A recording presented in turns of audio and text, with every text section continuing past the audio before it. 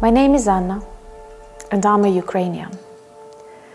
And it is always very difficult emotionally for me to speak about the Holodomor. But I have to, because unpunished evil grows. Millions of Ukrainians died because of repressions in 1932-33, and now Ukrainians are dying because of brutal Russian invasion. And I will repeat, unpunished evil grows. I often think how different my country would have been if all of these people survived, continued creating, living, smiling.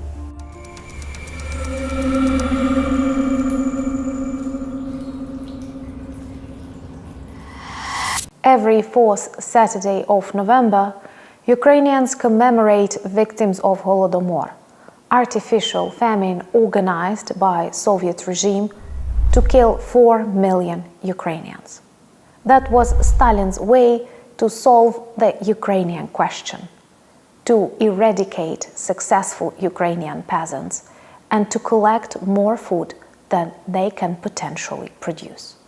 And of course, this is not the result of bad harvest. This is the result of planned policy to destroy Ukraine. Many people around the world, especially politicians, are afraid of the term genocide. Sometimes I have a feeling they are more afraid of the term than the genocide itself. But an important fact: the author of the term, Raphael Lemkin, actually comes from Lviv. And in 1953 he wrote that what Russia did to Ukraine in the 30s is a very real example of genocide.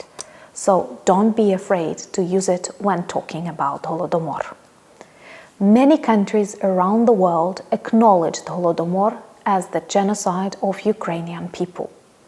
Among them, Australia, Belgium, Bulgaria, Brazil, Croatia, Great Britain, Vatican, Georgia, Ecuador, Estonia, Ireland, Iceland, Italy, Canada, Colombia, Latvia, Lithuania, Luxembourg, Mexico, Moldova, the Netherlands, Germany, Paraguay, Peru, Poland, Portugal, Romania, Slovakia, Slovenia, USA, Hungary, Wales, France, and Czechia.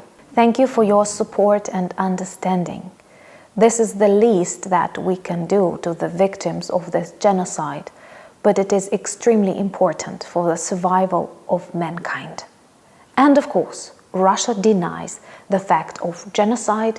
It says only a bad harvest, but at the same time it prevents any research and any contact with the documents of that period that are about collective farming in Ukraine. The records we have in Ukraine terrify with the numbers. 4 million people who died because of famine in the breadbasket of the world, Ukraine. 600,000 children, unborn children, who could have changed the future of the country. The death rate in Ukraine in 1932-1933 was 5 times higher than in Russia.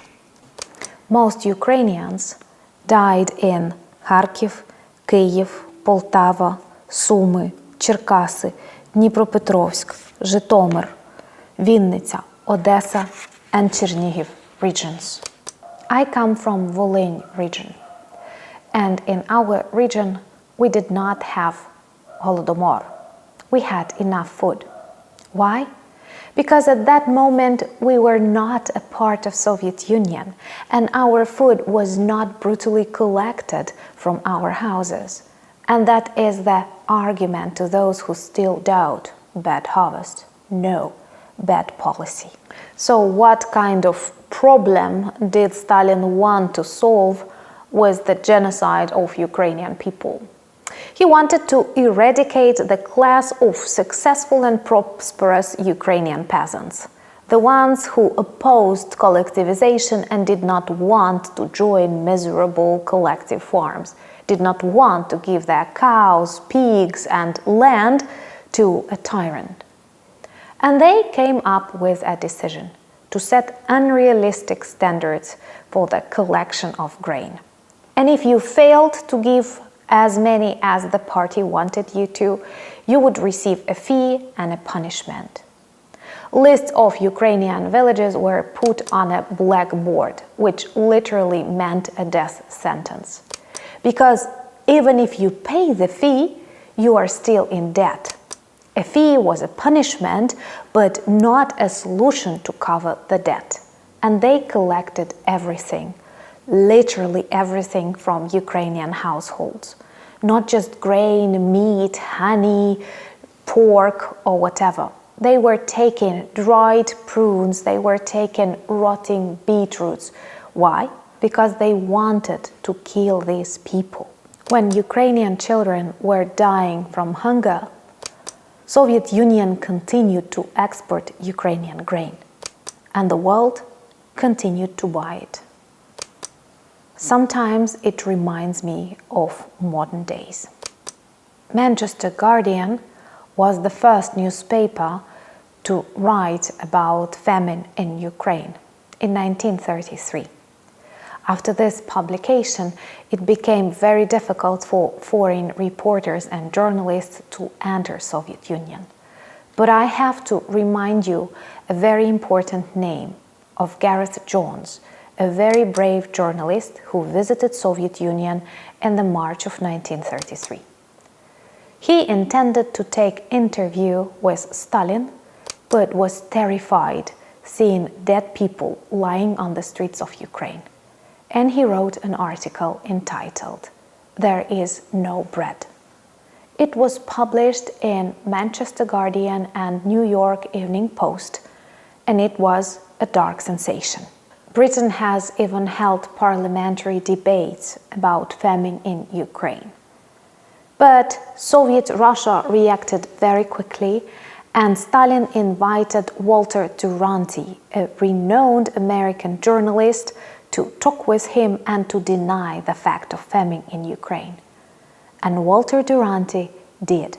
I also work for the daily Ukrainian newspaper, The Day.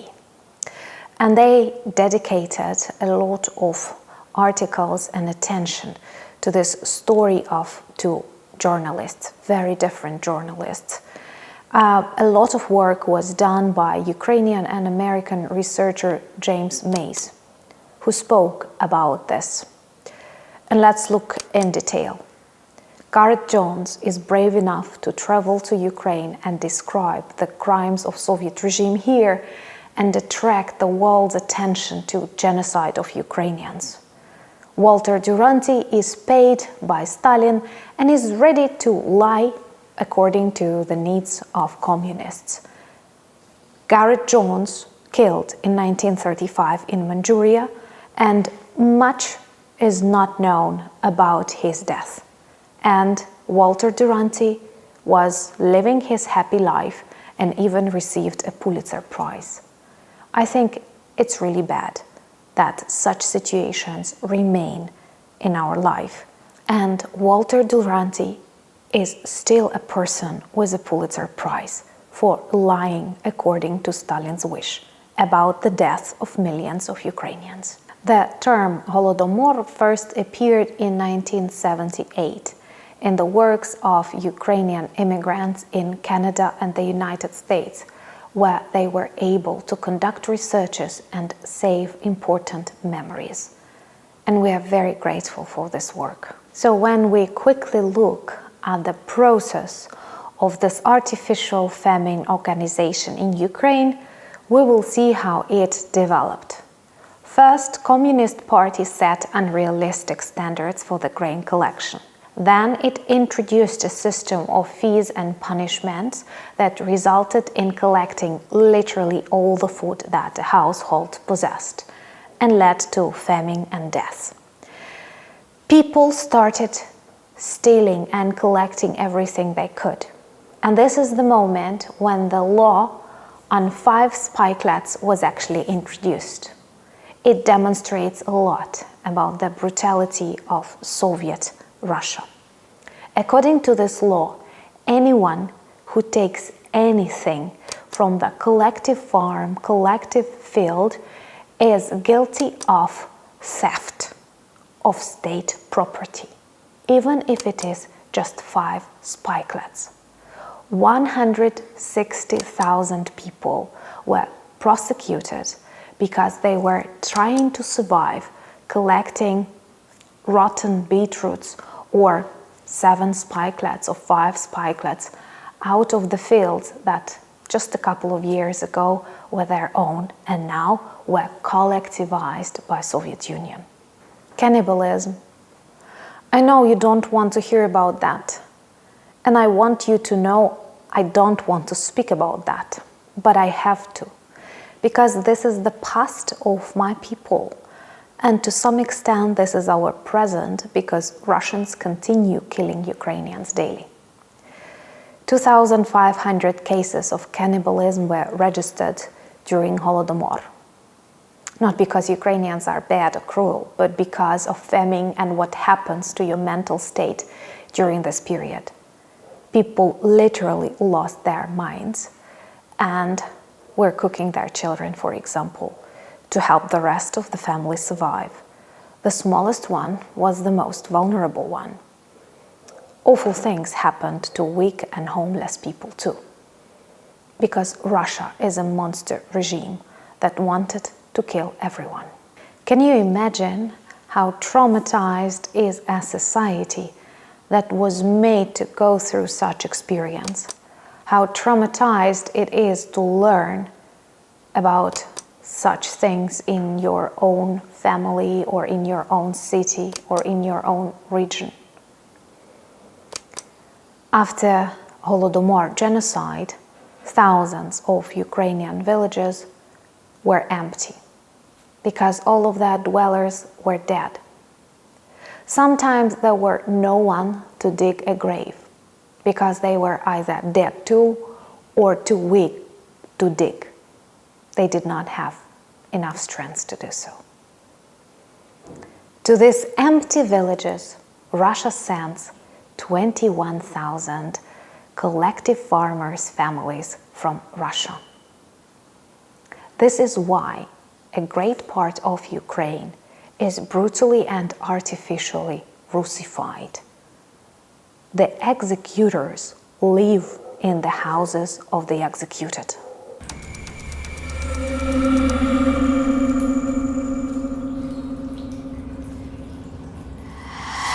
In comments, Russian trolls like to ask me why so many people speak Russian in the eastern part of Ukraine. So here is the answer. The central and eastern part of Ukraine suffered greatly from communist Soviet regime. Millions of Ukrainians died in the result of the Holodomor genocide. Millions of people were brought from Russia to live in the houses of Ukrainian peasants who died. And many Ukrainians switched into Russian and changed their cultural identity to survive. This is a very traumatized part of Ukraine, and we have to do everything to liberate them from the past and future with Ruski Mir. I am Ukrainian, and I feel very emotional when I speak about the Holodomor, and I realize we have to continue doing it, because unpunished evil grows. And often I imagine how different my life would have been if millions of Ukrainians remained alive, Ukrainians killed by Russia. Subscribe and help us fight this informational war.